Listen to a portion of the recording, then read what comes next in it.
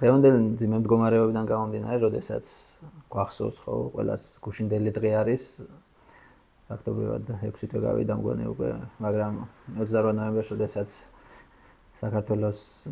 არალეგიტიმურმა პრემიერ-მინისტრმა ირაკლი კობახიძემ საბოლოო, ასე ვთქვათ, ვერდიქტი გამოიტანა და წერტილი დაუსვა, ასე ვთქვათ, ევროინტეგრაციის ამ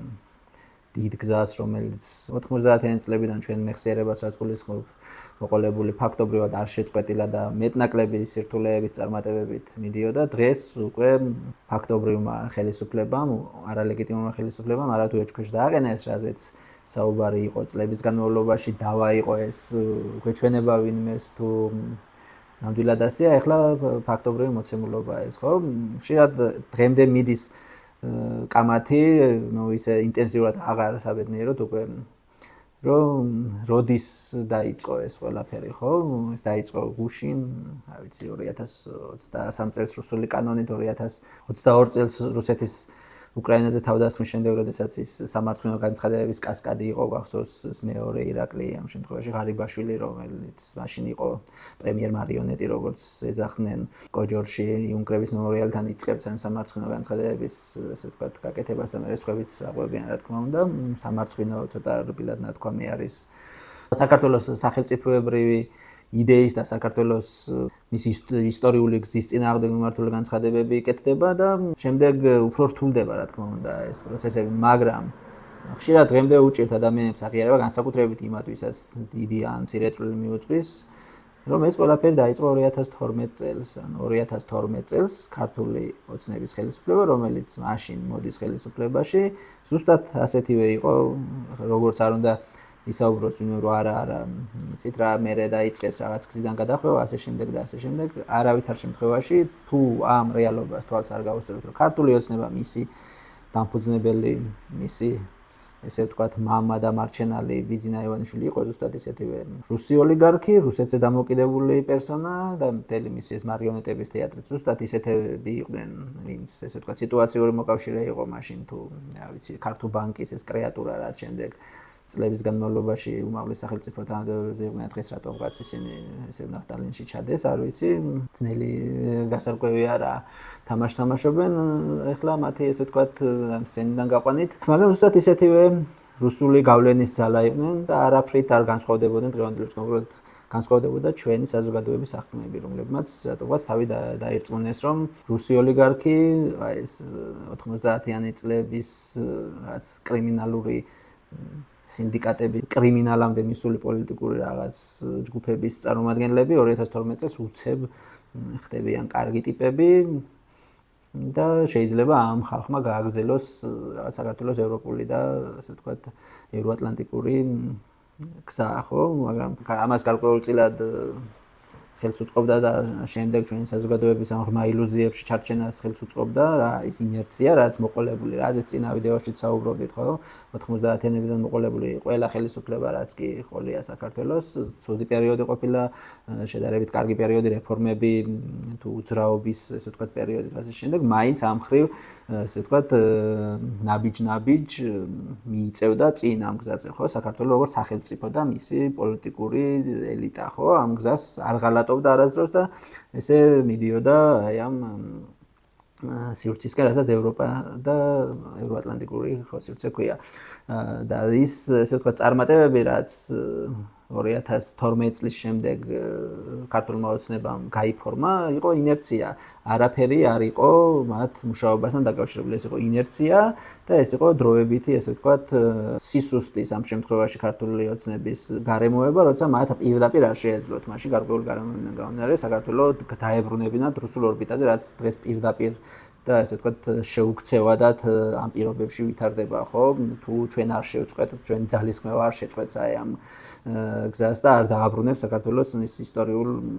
განვითარების გზაზე, რასაც ევროპული ინტეგრაცია ქვია, ხო?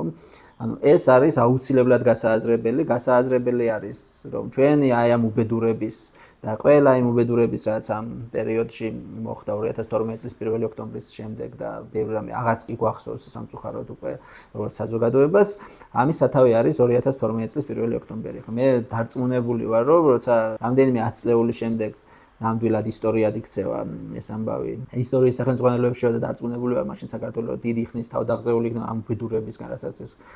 ქართული ოცნების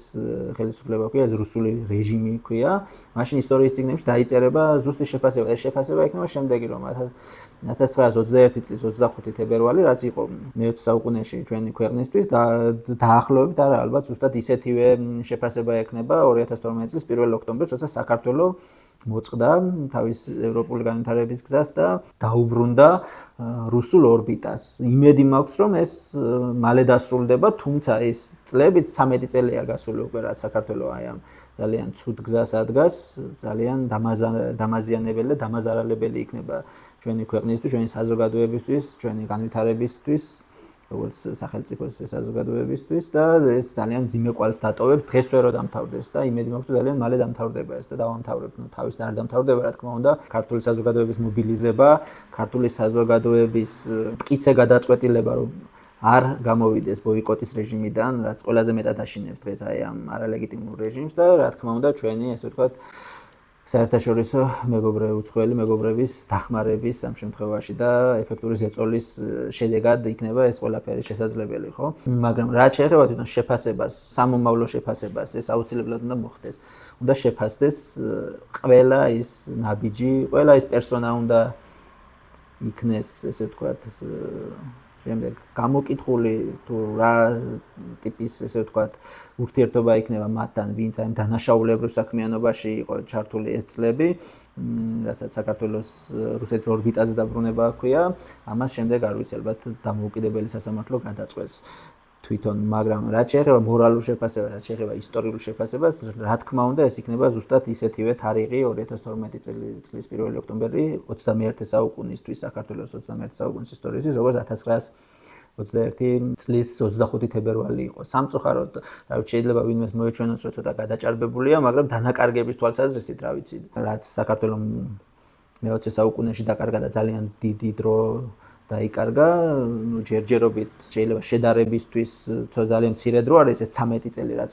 ქართული ოცნების რუსული რეჟიმი არის ხელისუფლებაში, მაგრამ იმ პირობებში, როცა სამყარო ასე ვთქვათ, მკვეთრი ნაბიჯებით ვითარდება და ძალიან ესე ვთქვათ მნიშვნელოვანია ამ ხრივ რო არ ჩამორჩეთ, ეს 13 წელს კატასტროფულად დიდი პერიოდი არის, ხო? თვითონ 2012 წელს რაც შეეხება ერთი ძალიან მნიშვნელოვანი დეტალი გვავიწყდება ჩვენ, ხო, რაც რუსული გავლენის ამ პროცესებზე დამახასიათებელია. ხშირად ესე ადამიანები დღემდე დარწმუნებით ამბობენ, რომ ეს იყო რაღაც დემოკრატიული პროცესი, როცა ხელისუფლება მოხდა,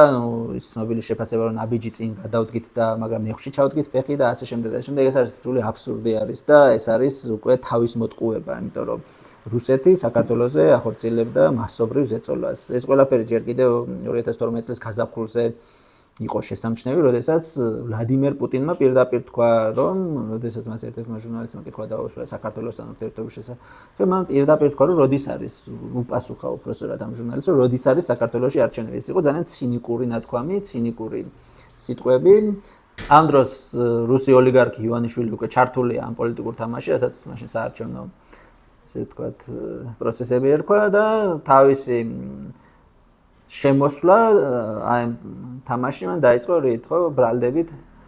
რომ ომი საქართველოს დაიწყო. ეს იყო ძალიან მნიშვნელოვანი კითხვა მაშინ, სამწუხაროდ კითხვა იყო და არა გარკვეული პასუხი, როგორც ქვეყნის შიგნით, ასევე საერთაშორისო დონეზე. მან ფაქტობრივად გადამჭრელი პასუხით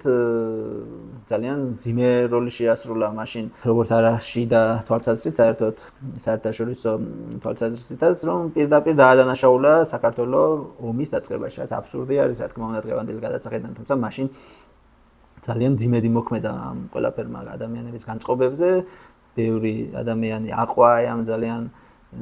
ძიმე და ბინძურ რუსულ პროპაგანდას, რომ ომი საქართველოს დაიწყო, მანამდეც იყო, რა თქმა უნდა, ამის ფაქტები, მაგრამ შემდეგ უკვე შეუქცევადი ხასიათი მიიღო და საინტერესო ამბავი არის რა, რომ ეს არ იყო, ესე ვთქვათ, ჩვეულებრივი ძალიან ნორმალური სიტუაცია. ამ პერიოდში იყო ფაქტობრივი სამხედრო ზეწოლაც რუსეთისგან, არა მარტო პუტინის ეს განცხადებები, როდის არის არჩევნები საქართველოში, არამედ იყო პირდაპირ სამხედრო ზეწოლაც, ხო? ვისაც ახსოვს ან სამხედრო სიახლეებს თვალსადევნებდა მაშინაც დღესაც რუსეთის ფედერაციის შეიარაღებული ძალებს ჰქონდათ ასეთი